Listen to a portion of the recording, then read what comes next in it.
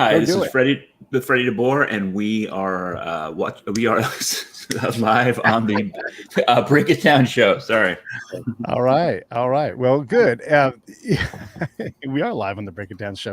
All right, and I've got a new a friend and a guy from a group that I do a lot of we do a lot of writing and talking and trying to figure out issues and everything. So his name's Chris Renner, and he's the one that said, "Hey, we got to get Freddie on the show." So, Chris, talk more about why Freddie is on the show. Sure. Freddie, you're on here because I read your fine book. Let me get it out here because I'm sure you've got it around, but this he happened to.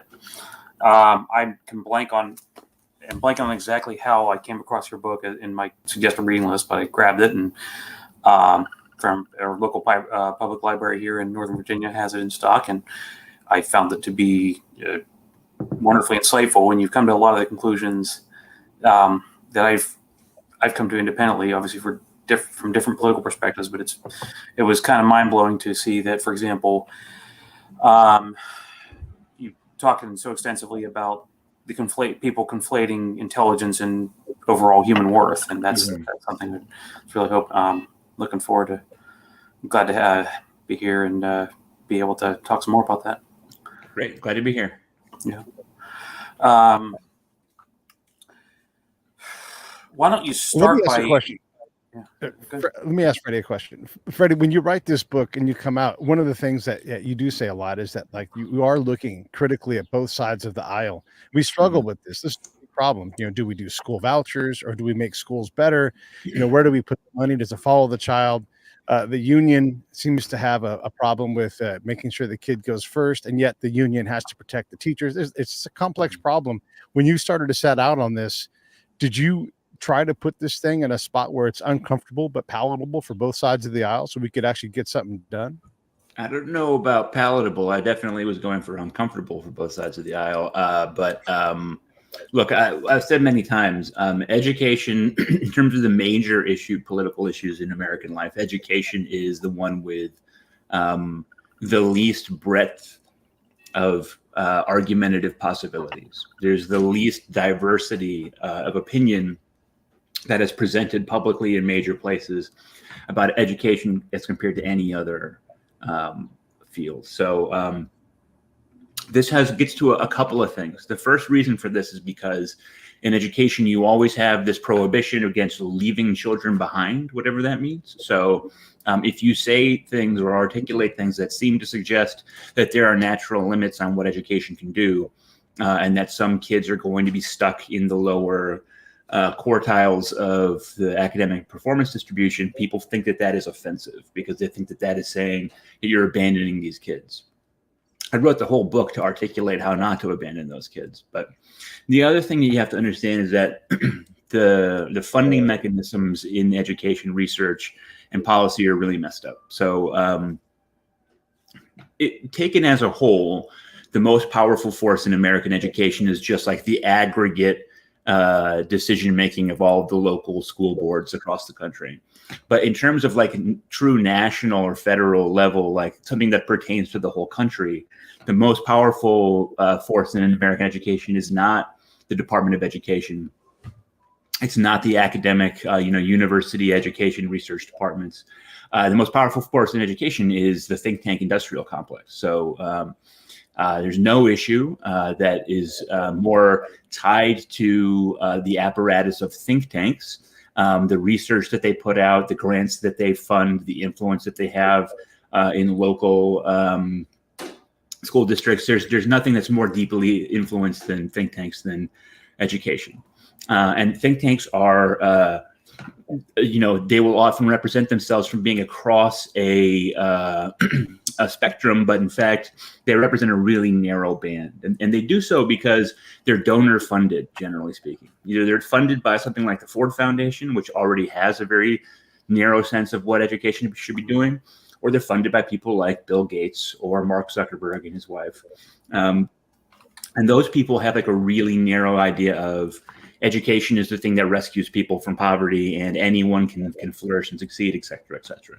So it's hard to expand the conversation because the funding sources for the most powerful and most influential players in the whole system are determined on getting a particular kind of outcome.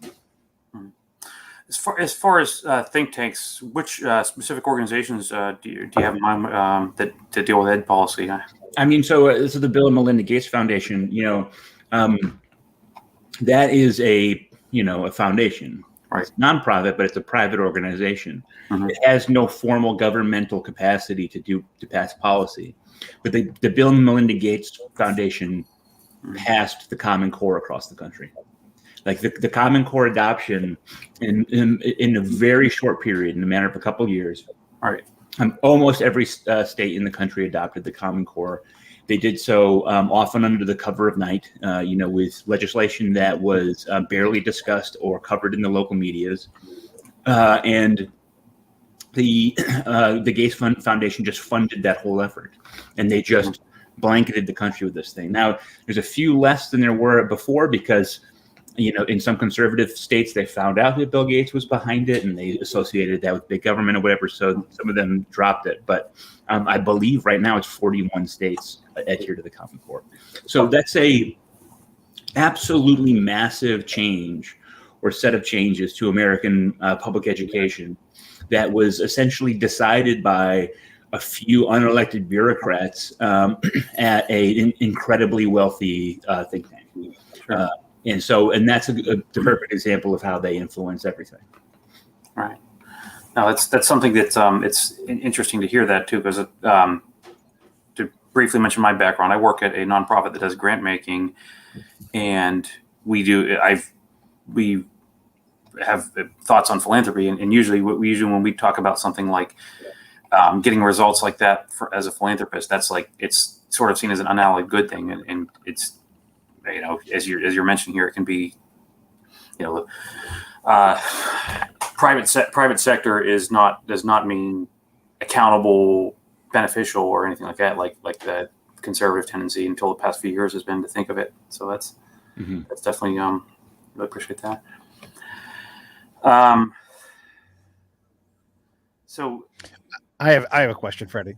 When we look at all of these problems, there are these external factors, unions, think tanks, all of these other things that have a role in this process, whether we want them to be there or not.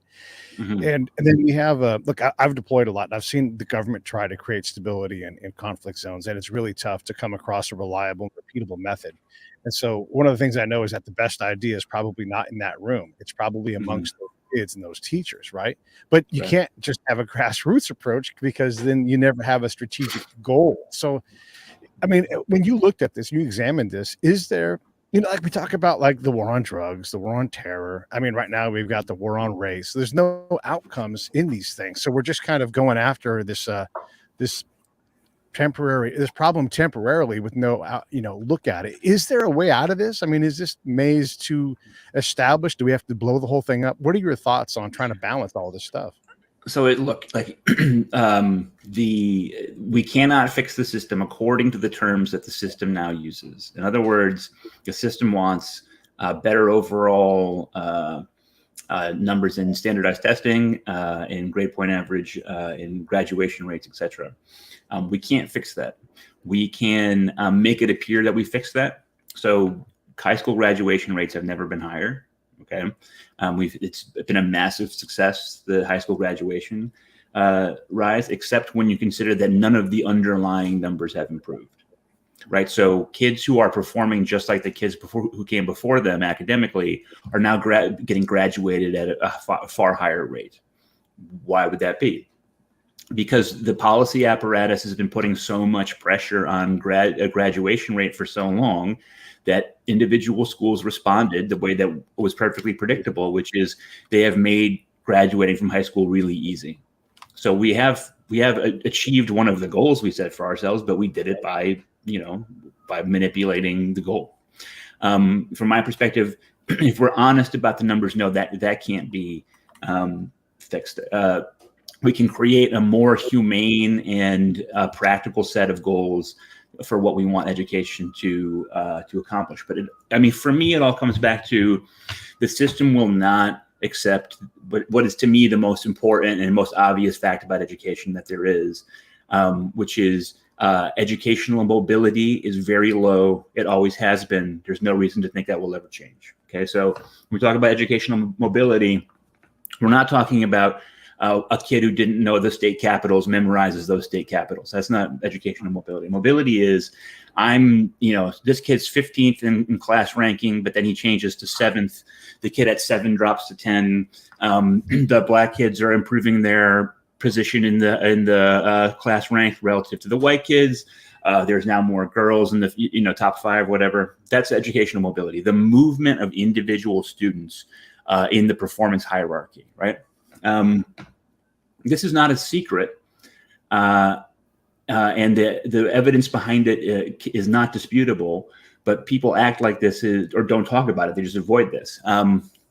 Kids sort themselves into ability bands at a very early age in school. They say, I'm a D- student, I'm an A+ student, everywhere in between, right? They sort themselves into those ability bands, and to a remarkable degree, they stay in those ability bands the rest of their lives. Okay, so oftentimes people think about education, they think, well, this kid's coming up and this kid's going down, and that's just not what we see. Over and over and over again, we see that kids maintain their position within the distribution. And there's all kinds of ways that you can represent this statistically in the research record. So there's look, at any given age in the K through 12 system, you can pick a kid's position, even in kindergarten, and have really good predictive information about where they'll be when they're a graduating senior in high school. Okay, so here's a somewhat notorious example. Just 3rd grade reading group. So most schools have 1, 2, 3, or sometimes 1, 2, 3, 4 levels of reading group in their lower grades. And it's common for them to have this structure in 3rd grade. Just 3rd grade reading group gives us a really good indication about who's going to graduate from high school and go to college. Okay, so we know at 3rd grade this kid is going to succeed academically, and this kid isn't. There are exceptions, right? There's plenty of individual kids who transcend their station or fall below it, but from the 10,000 feet perspective of the system, it's remarkably static. And it goes beyond that. I mean, you give SAT scores to 12-year-olds, and you wait a couple decades. Those SAT scores don't just tell us how well they'll do in high school and college, although it tells us that very well. It tells us, will any of those kids ever hold a patent? Will any of those kids ever get a book published by a Big 5 publisher? Will any of those kids get tenure at a major research university, right? So we know with disturbingly granular detail what eventual academic performance will be like early on in life. And a huge part of my book is just saying, this should be the first thing we discuss all the time when we talk about education.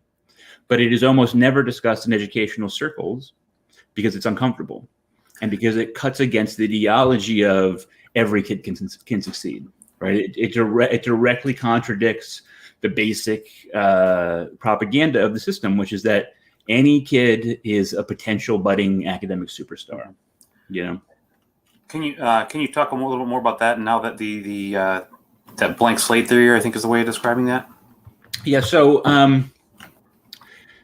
the way that I have described my thoughts about this in the past are, I sometimes call it, I'm mechanism agnostic about this. In other words, I don't have one particular explanatory mechanism of why kids sort themselves this way. I only know that they do. However, it is certainly, the most plausible explanation for me is that this is the result of genes. I'm going to be presenting at a genomics conference at the end of April for a conference all about this particular discussion. But the blank slate theory is simply the idea that, human beings are the product of, our attributes, our thinking, our performance in school, etc. It's all environmental. right? Our environment influences us, like our parenting environment, and that shapes us and makes us who we are. If you take two kids and you give them the exact same environment, which is hard because you got to include the maternal environment, meaning like in the womb. But anyway, if you give them the exact same environment, they will produce the exact same life, right? And we just know that we should know that that's just not the way the world functions, right? Like human beings are animals, right? We are the product of the transmission of genetic information from parent to child. We know that the transmission of genetic information from parent to child influences us in a great many ways. This is not generally controversial if you say, hey, this kid's a great athlete, his parents were great athletes. People don't usually worry about that. Nobody disputes that height has a strong genetic component, et cetera. And nobody disputes that, the color of your eyes has a genetic component. When it comes to anything cognitive or behavioral, people have a big problem with it. It is extremely controversial territory to wander into. The most obvious reason being because to some it sounds like pseudoscientific racism, like bell curve style racism. It's not, as I take pains in the book to say, that's actually not a good assumption that you're making, right? I will often use the analogy of a jumping contest. We take a bunch of kids, right? And we say, okay, you're going to have a jumping contest. We're going to see who can jump the highest. But for some cruel reason, we put weight belts on one section of the kids, right, so that they can't jump as high because the weight belt is weighing them down. And another section of kids, we put them in springy shoes so they can jump higher. If we look at the outcomes of that competition, we will almost certainly find that as a class, the weight belt kids do the worst and the springy shoe kids do the best. That's an environmental difference between them, right? Like the outcomes, these systematic outcomes that are the result of things that we've chosen, this environmental thing, we can say with confidence that's what's happening is environmental. But within any group, right? Within the group of kids with weight belts, within the group of kids with springy shoes, within the kids with neither, you're going to have variation. Some kids will jump much better than others inside each group. And some kids from the weight belt group might be so talented at jumping that they're among the highest jumpers, even with the weight belt, because their talent is that powerful, right? Some kids with the springy shoes just don't have that athletic ability. They're going to be way down, right? So the difference between individuals in the groups, right, is partially genetically influenced, while the difference between the groups is environmental. There's no contradiction in saying that. So, and I think that that's the most likely outcome of what's happening in American public schooling, that we know that Black students have systematically different environments than white in a variety of ways, and that is creating the perceived difference in academic outcomes, but that also, right, within any of those groups, right, you can take two students with seemingly exactly the same demographic information, two Black students from the suburbs of Detroit who go to a charter school, who have two parents in the home, who make between $55,000 and $65,000 a year, and who are enrolled in an after-school program. And you can just pile these identifiers, these environmental identifiers on, and you'll take a look at the two kids, and they have vastly different educational outcomes, right? You can't match environment so closely that you actually produce kids who look the same. And to me, that's the question of interest that faces the American educational system, is not the between group issue, right? I mean, look, there's plenty of grant money going to studying the racial achievement gap right now. I don't study that also. The question is why do kids who appear to be so evenly matched in demographic and environmental information perform so differently? And I would say, again, I'm agnostic about the mechanism. I don't know that it's genes. People way smarter than me are going to have to decide if it's genes. I'm not that kind of smart. We know that genes influence cognition in animals, including primates. Right. So it's like, why would that suddenly stop being true when evolution gets to the stage of the human being? I don't know. When you're talking about all of this stuff, I'm thinking about Judith Rich Harris's work and talking about the nurture assumption and what a shakeup that was to the entire behavioral sciences as she de-siloed everybody and said, by the way, parents, you can screw your kid up, but you can't reliably make your kid great because there's just too much nature in there, like those genes, and you don't get to pick what genes you give to your kid, unfortunately. And then just all the other external environments makes it really hard for a parent but parents hate that, and people argue with her findings all the time, and maybe one day we'll find out that is wrong, but that's not that day to day. So you're talking about a huge cultural problem where if kids don't believe they can do something, or if kids believe they can do something, they break off on a decision going in a different direction, just on some belief in themselves, or having someone believe in them, or telling them that. Like I told my kid all the time, and I'm not the world's greatest parent, I'm just a parent, but I said, like, you got, just a few jobs growing up, learn stuff, make mistakes, have fun.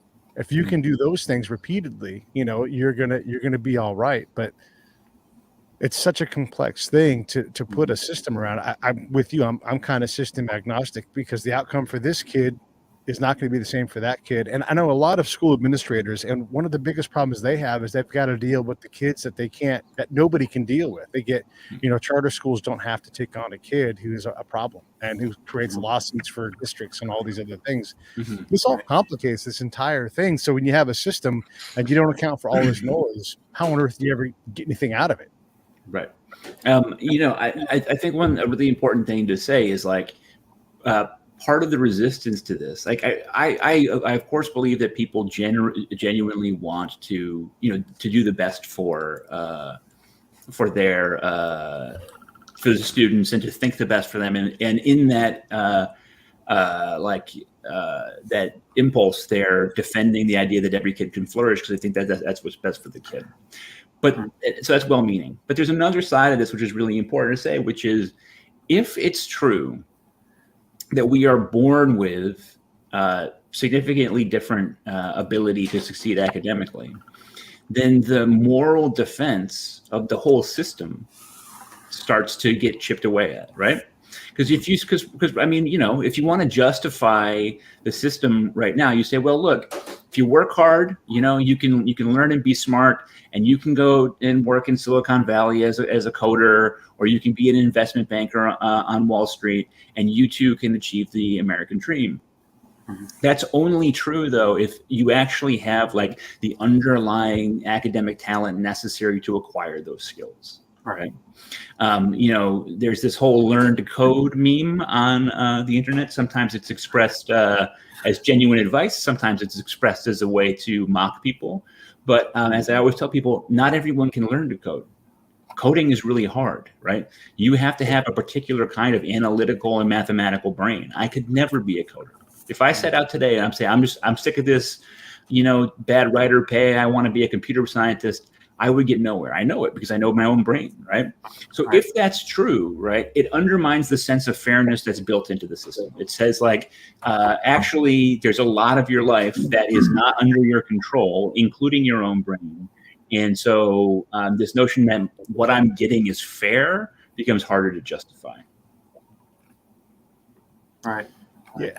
Right. And that's go ahead, Chris. I've dabbled in coding a little bit, and I get that's an easy one to understand. There, it's hard for. It requires such an immense amount of focus that it really is a narrow slice of the population that's gonna find any appeal in that, and or being a Wall Street banker or anything like that. Yeah. Are you familiar with Chris Arnotti's work? This photography, front row kids and back row kids, and the like. Yeah, I think his book Dignity was pretty recent. Yeah, right. He's done. It reminded me of, in his terminology, the front row kids are the ones who can succeed because they're the ones who can do well in school and go. They have the requisite ability to succeed in an academic environment and to go on to careers in either in tech or in finance or whatever else have you. But there really is a that's maybe another thing we could discuss next is how there's the threshold for how much cognitive ability you have to get a good job is much higher than it was, say, 50 or 100 years ago. Right. Yeah. Yeah. I mean, look, 1,000 years ago, could you dig a ditch fast was a really important sort of set of skills, right? Yeah. And so, your natural phenotype, right? Like the way that your body was built made a big deal, had a big deal to do with whether or not you could get that kind of employment. Now we don't dig ditches so much anymore. At least most people don't. And now we're using our brains. I think it's important to say there's a chance that in the future, the calculation is going to be very different because so much of the raw processing that we rely on our brains for now is going to be offshored to computers and AI, right? Like one of the ironies of the learn to code thing is, don't get me wrong, it's going to be very lucrative to be a computer scientist for a long time, and we'll always be computer scientists. But there are companies that are working and making a lot of progress in writing code that writes code, right? They're creating code that itself can produce code for many of the average everyday tasks that you need. I also think it's really important to say that, like, so that might change, right? The raw processing thing might become less valuable because we all can process everything with a computer. The other thing is, I think that it's important to say the scale of employment is really different now than it was before. In other words, so Google has a vastly bigger market cap in terms of its value than GM ever did, right? But when GM was at its height, it was employing orders of magnitude more people than Google does now, right? GM needed many more people to be on the assembly line. I mean, GM had hundreds of thousands of employees, and a company like GM creates all these satellite companies around it for servicing and parts and whatever. So that was a company that was flourishing and creating a lot of opportunity for people. Google, I don't know, does Google have 50,000 employees maybe? Maybe it's not many, yeah. Yeah, so a tiny fraction of what GM once had for the similar market cap size. Think again about these computer scientists. A computer scientist's output is infinitely scalable, so you don't need that many of them, right? If I'm a computer scientist, I make a program, everybody can have it immediately. So that's me doing the job to produce something for everybody. If you want to buy a car, right, somebody has to make all those cars. So there's just a scale of employability that was much bigger in the industrial period than there is now in the digital period. Like a big part of why digital companies are so valuable is because they can achieve such profits with such small human costs, labor costs, right? And so this is like a real challenge to what we've got going on here, because if the biggest companies employ so few people, it's not a reliable path to employment. I mean, there was a time in this country when you could go to the factory at the edge of town, right? And if you only had a high school diploma, and that was like, there was always a job, and you got there and you got a decent wage. Maybe you were in a union, you were able to own a home and put a couple kids through college or whatever. That reliable, lower middle class to middle class employment is not being met by Amazon. It's either at the complete low end of Amazon, which is you're in a warehouse and you're making $17 an hour and it's a terrible working conditions, or you're making $400,000 as some sort of mid-level manager. Right. Yeah. To add my jump in with my own experience, because it's directly relevant. I actually worked at General Motors as a production worker for a couple from 2006 to 2008, and it's even in industries like that, there's been a big difference in terms of how many people they employ. Like they're by that time, and then I'm sure it's even more so now. Most of the press lines are automated. Like you used to have when the plant that I worked at was at its peak. It was I think late 70s, and they had 3,000 workers there, and you had each press on a line had someone to load it, and maybe a second person to unload it. I'm not sure about that. And it's just GM engineered all that, and that's another thing. Robotics is not as scalable to it's not as scalable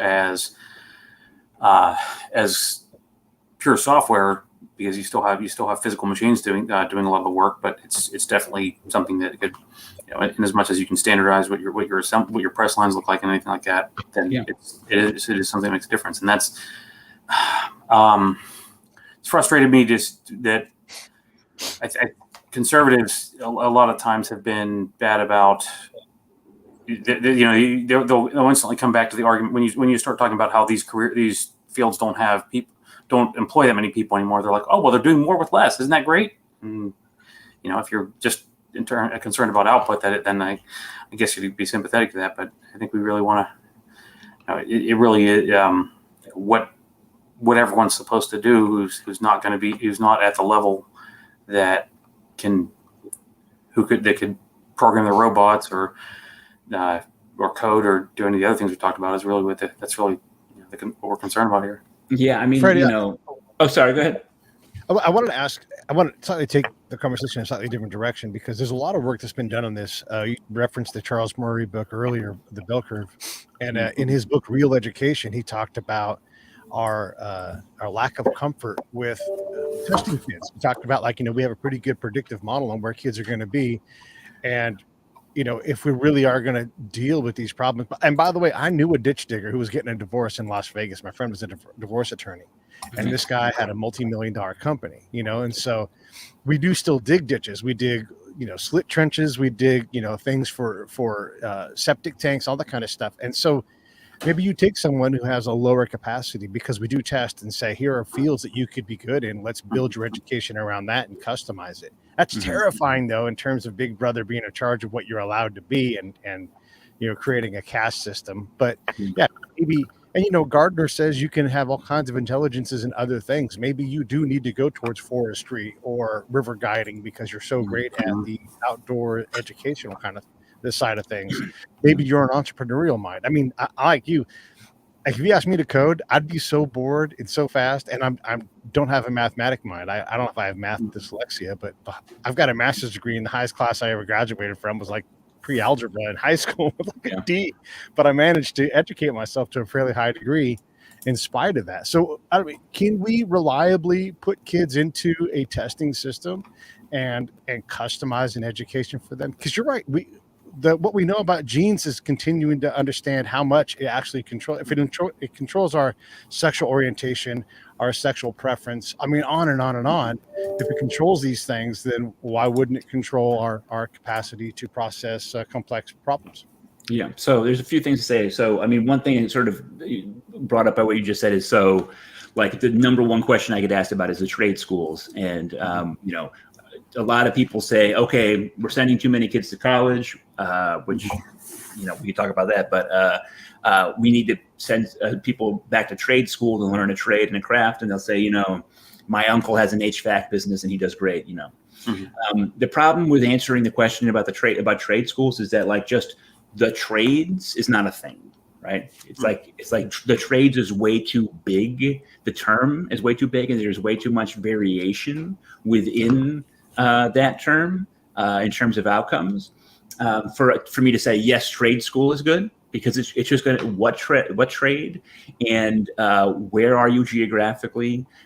There's a lot of luck involved in this. So, for example, the last time I checked, one of the jobs with the highest unemployment rate, one of the jobs in that list was a photovoltaic cell installer or whatever. And you'd say, that's crazy. Like, we're moving to solar. Like, solar is this big thing. That's green energy. Shouldn't this be a huge thing? And it's just one of the things that I always tell people is, like, you've got to stop presuming that the labor market is going to be predictable. So a lot of people started to get into petrochemical engineering when the price of a barrel of oil was over $100. Now it's like $30 or something like that, right? And so the economic incentive fell off a great deal for people who had gotten themselves into expensive programs, and they, suddenly found all these jobs drying up. The trades are also just so, like, to be if you're a unionized mason here in New York City, where I am, you can have a really nice life, right? You can have a good trade that you work, meaningful work that you're going to make in the six figures, and you're going to be able to support a family on that. If you are a mason in Arizona who is getting hired on a day-by-day basis, you're going to be struggling incredibly, right? Like the context for the trades matters a tremendous deal.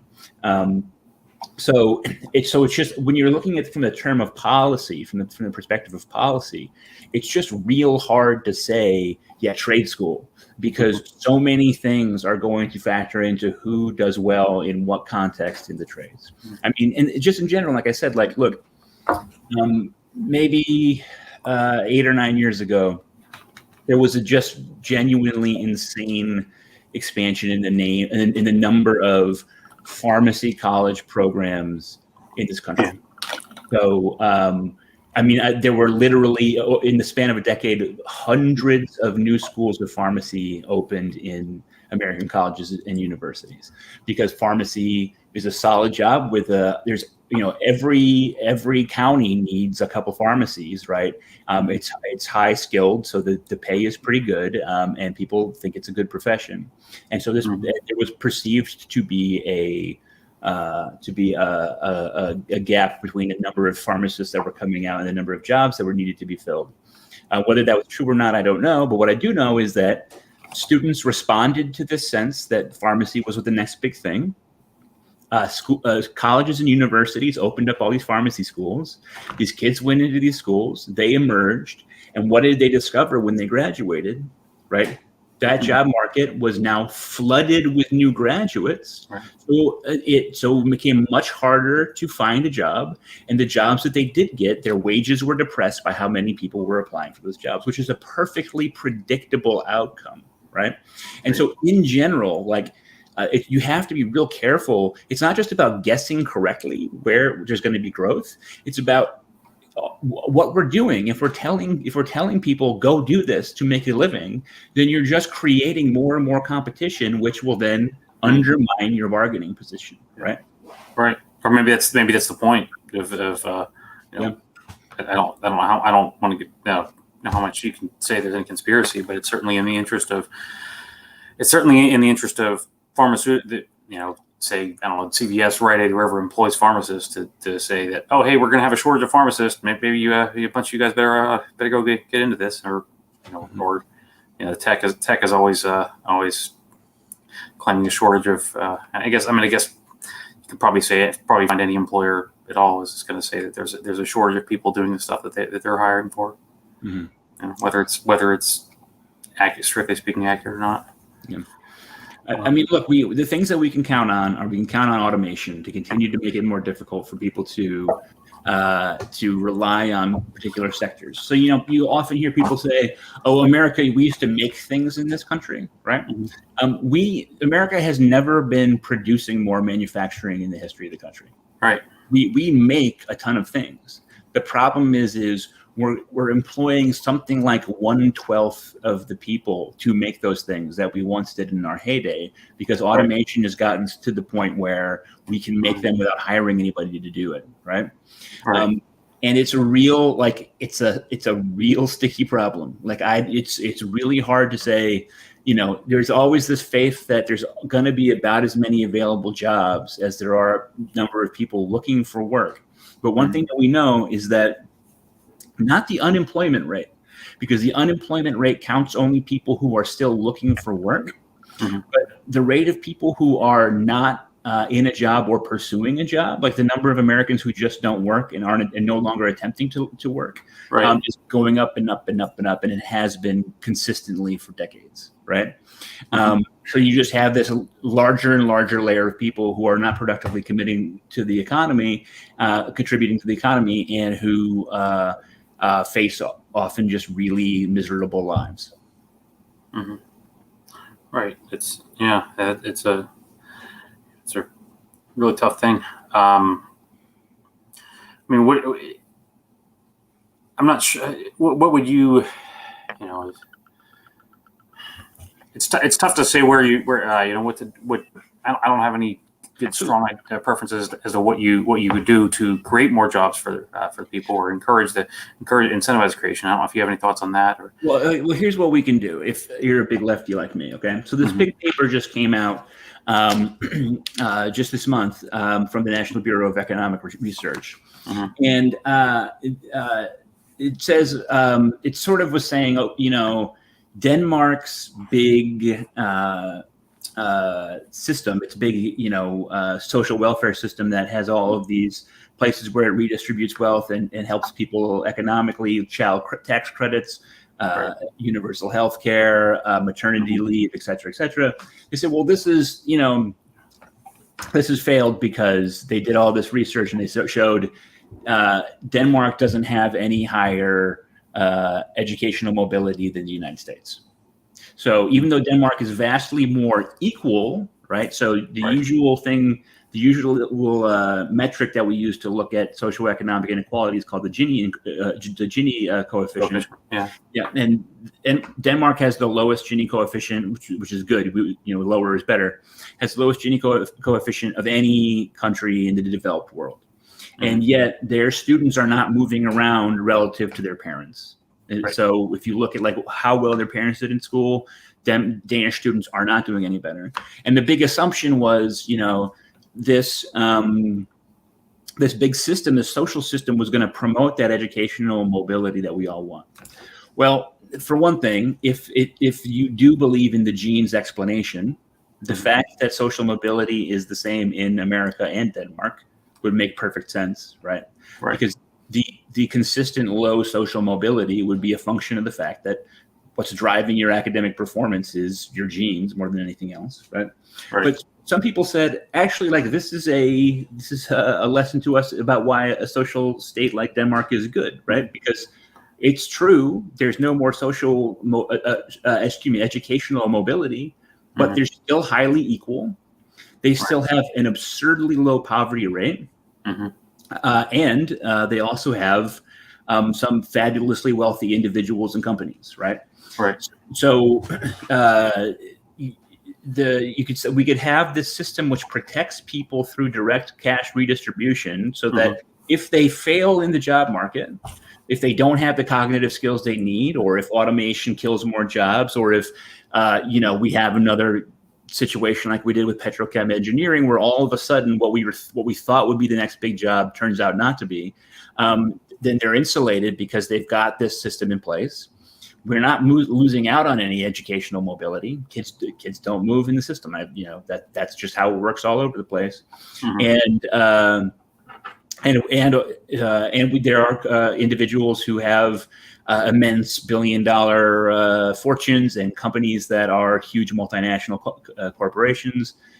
So that to me is the most humane way to deal with this problem is stop expecting the education system to rescue people, right?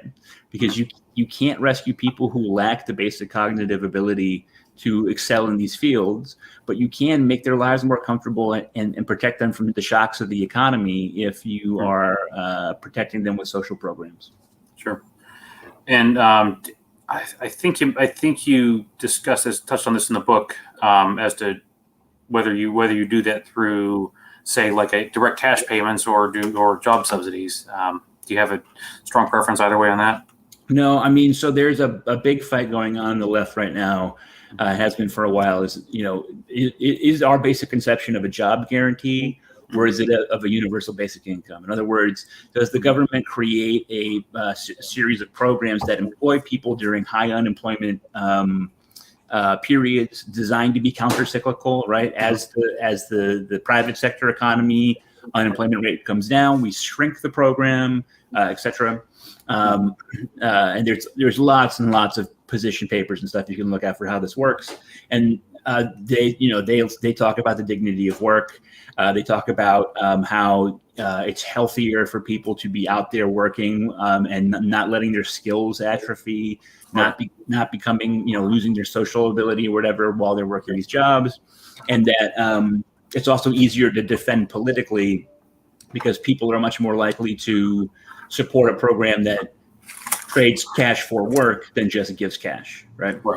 The universal basic income people say a job guarantee program just becomes a make work program that inevitably it's just like people are end up moving boxes from one side of a factory to another, right? That like the jobs aren't actually producing actual positive value for the economy. So you might as well just give people the money if you're going to create, frankly, bullshit jobs that don't need to exist. So that's a big fight. I can't solve it. A lot of people who are smarter than I am are debating it right now.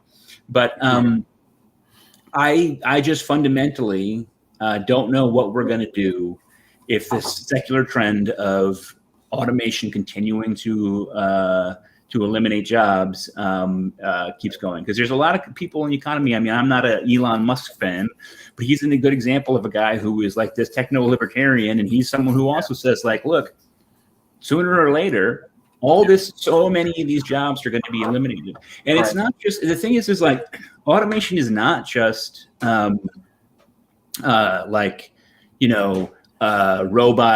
welds a piece on a car rather than a guy used to weld a piece on a car. Right. The legal profession, right? So there used to be a whole layer of people in the legal profession, and all they did was document discovery, where they would go through huge amounts of documents to find relevant stuff.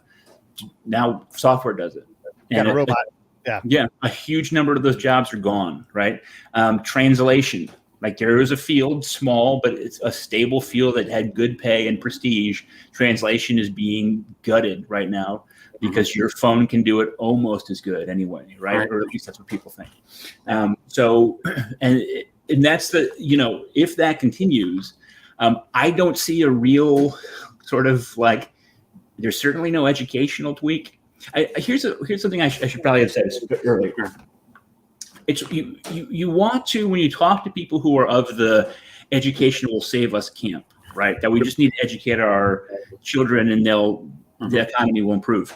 By the way, that includes every U.S. president since at least Reagan and probably going back faster. So,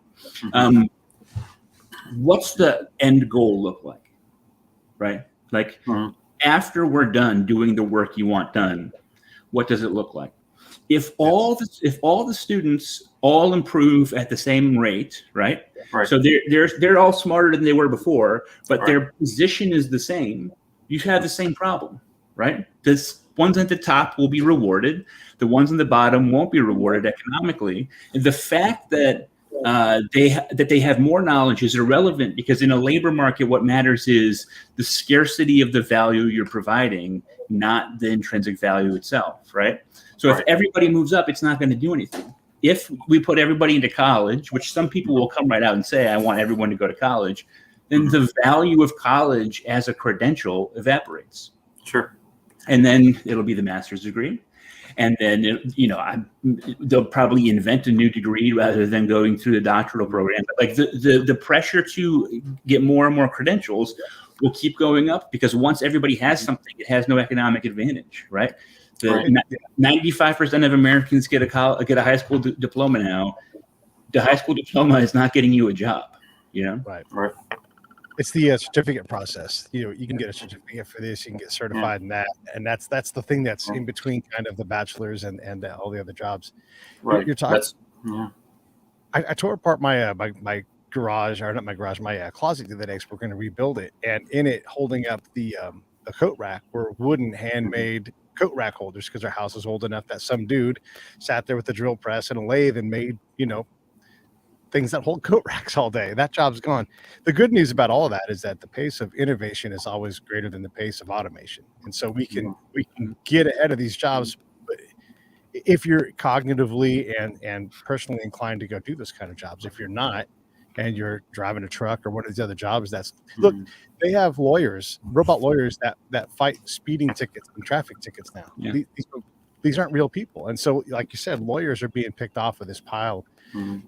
And the other thing I wonder about, and I want to get your thoughts on this. I mean, you can lean left, maybe Christian leans right. I kind of stand up in the middle. I kind of can't decide, which side I'm on. But as a nation, we seem like we're too divided to be socialists. Like we can't agree on how to fry an egg, or what side the toilet paper is supposed to fall over on. And so when we look at a country like Denmark, I think we're doing ourselves a disservice, because if you were to look at the the number 2 population from any country in the world, that's a good chance it's in America. You know, whether it's Vietnam or Chad or any other country, we probably have the second biggest population in the world in that. And so we struggle to, en masse, you know, start on the left foot instead of everybody running in a different direction. Is it even possible to look at these? And I don't want to say socialism is bad, but is that even possible here to try to figure out when we can't even agree on who won the damn election? So, I mean, look, like one of the claims that have been made about the Scandinavian social states, the social democratic states in Scandinavia, some people say that succeeds, that works because they are so homogenous. So they don't have anything like America's racial diversity. There's not a lot of religious diversity. There aren't a lot of different ethnic groups. It's just it's people who are very much like each other, and that makes it easier for people to believe in each other. And if you believe in each other, then you are more likely to say, this person needs a hand up. And I think really bad news, no matter what your political orientation, this is one of the like quietly most consequential things that's been happening in America for 40 years and nobody knows about it. So when they do the big political polls, one of the things they do is they measure social trust, and they just literally just ask people, do you think basically people can basically be trusted, right? And that says whether you have high trust or low trust societies. Yes, that number, the number of people who say yes, people can basically be trusted, has dropped 40% since the 70s. And nobody knows why. But it is, if you think about just any democracy as requiring a interchange between people who are not alike each other, that's scary. I will say this. If you express economic programs in simple terms, they tend to be pretty popular. So, one of these classic, things, political scientists love to say that the American people is not coherent politically. Like it's really classic findings. Someone will say, I'm a conservative, and then they will be in favor of, one social program after another, which to us doesn't make sense because, we think about politics a lot and we know how these things fit into each other. But most people don't like sit around like pondering what my political philosophy is. They just sort of react. So the two most popular issues in America, true for decades, most solid sort of support of anything, are Medicare expansion and Social Security protection, right? Expand Medicare so more people are eligible and protect the Social Security benefits. Right. That's true across every political demographic, right? Like we think of Republicans as like people who want to cut taxes, right? But protecting Social Security is just a far more popular priority among Republican voters than cutting taxes, right? So those are the two most socialist programs in the United States, right? So there's a sense in which, rather than, but don't call them socialists because people paid into them. Well, there you go. So I tell people all the time, I'm a socialist who is ready to drop the socialist label because it's unpopular, right? And instead say, hey, look, we want to give you health care. Your taxes are going to go up across the country if that happens, but we'll give you health care. Does that seem like a good bargain for you? And either we'll be able to convince them it's a good bargain or we won't. We'll win or we'll take our lumps, but like we'll just lay that out. That's the deal, right? Everybody pays more taxes. It's great. It's progressively striated, so it's people at the top pay more. But we're going to have this much simpler and more comprehensive medical system. The American people will say yes or no, right? But like that's the way that we should do politics, because to say I'm a socialist is to say, I'm presenting you with an abstract system that seems scary and not really connected to your real life, right? So let's just talk programs and values and leave out the jargon. Unfortunately, the Democratic Party does not seem interested in any of that. But part of the problem is that again, nobody wants to get in the line where they give up everything to get something better. But you have insurance. You should not have to have a job to have medical coverage. That's asinine. Oh, yeah. It shouldn't be insurance. It should be a medical service plan that you can purchase and augment with your whatever it's going to. And it's a total accident. It's a total accident of history that even happened. It was basically like the company's trying to do an end run around the World War II wage and price controls, and then the IRS 10 years later says, okay, you can keep deducting this. And that's why we have employer-provided health insurance. I mean, the thing is like if the United States was doing a trade where we pay less in taxes and get or pay less for the medical system and get worse, right? That would at least be like a coherent thing. Like, okay, that's a trade adults can choose to make, right? Adults can say it's more important to me that we be paying less for all of this, whether it's taxes or my employer paying whatever, and we get the worst system. Or we pay more and get the better system. But of course, we pay the most and get a bad system, right? We have both a hideously expensive system and some of the worst outcomes. And you just pull your hair out and you're like, how are we still doing this, Our current medical system produces 5,000 surplus doctors a year that don't get a residency. Think about that. Think about what that would do for medical access to medical care. And simultaneously, there are a huge number of counties in the rural United States who are desperate for doctors but can't attract them, right? Like we simultaneously have a surplus and a deficit. It doesn't make any sense. Right. One thing I've got to bring up because and sorry if I'm boring you guys, but tax structure is near and dear to my heart as an accountant.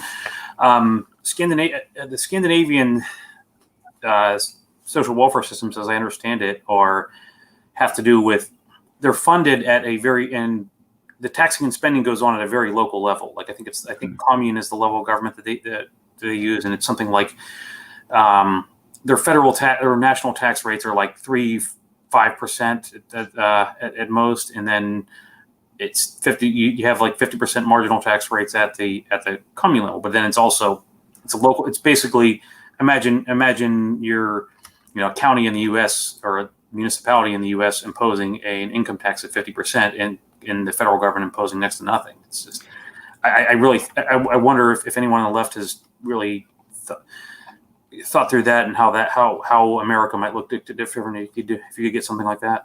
I'm not the person to talk about a sound tax policy. Unfortunately, it's just not my area of expertise. I will say that another claim that's been made about the Scandinavian systems is that some of the Scandinavian systems, for example, like one part is like the taxes are coming out before your check and they don't appear on your check.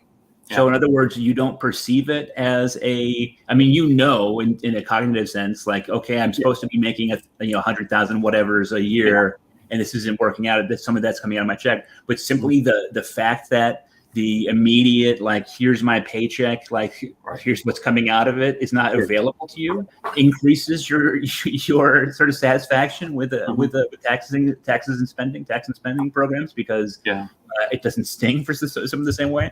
I think that you get your pay stub and your pay stub only has your net pay on it, and nothing else. Yeah. Well, this gets back to the healthcare system. So one of the things that makes it hard to convince Americans to switch to a healthcare system is many or most employers are paying a premium that is not represented in your check for your healthcare coverage, right? But if that money was not being paid for that premium, that would be money that would be available to be paid for your labor.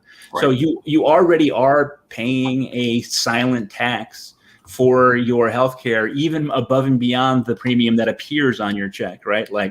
And that's part of one of the hard parts about doing this is like people don't see that, so they don't perceive the full extent to which they're paying for healthcare every month. Or they don't see, and they really, there's a big gap between what someone sees and their employer paying them and what they're actually costing their employer, and that's kind of what's made me more sympathetic towards it. If you get rid of employer provided health insurance and the cost is a national healthcare system or something of the sort, then maybe it's not a bad trade. Yeah, I mean, I just think in general, like, look, like, Durable goods like electronics are they just are become vastly cheaper even as they're becoming better. You know, like the cost of a TV now, if you adjust them for inflation, is insane. Even though it's insanely cheap, even though it's so much better than the product that came before it, and that's true in many sectors.